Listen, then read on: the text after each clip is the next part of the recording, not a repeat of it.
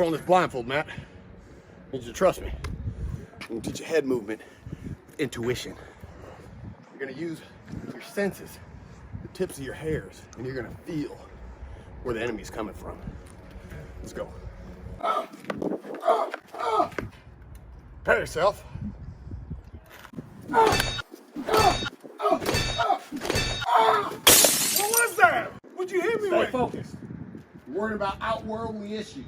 Now, you don't need to hire one of the craziest boxing coaches in the nation to teach you head movement. Today, I'm going to show you exactly how to move your head. But first, let's go over the 3 mistakes you should never make when it comes to head movement. The first mistake you never want to make when it comes to head movement is blocking your vision. A lot of times, it's not wearing a blindfold that actually blocks your vision. It's just having your hands too high. So even if you do make your opponent miss, you're probably not going to be able to make them pay. So keep those hands just underneath the cheekbones. Now you can see your opponent when they miss. So now you can make them pay.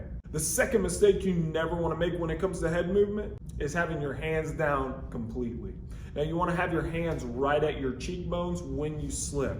Remember, you want to also be able to block strikes if you don't make the person miss the punch altogether.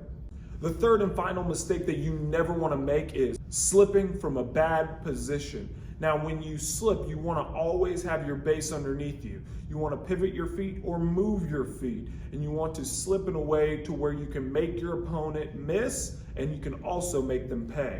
So the key to effective head movement is having your hands not blocking your vision, right at your cheekbones, and having a good base underneath you so that you can make your opponent pay anytime they miss.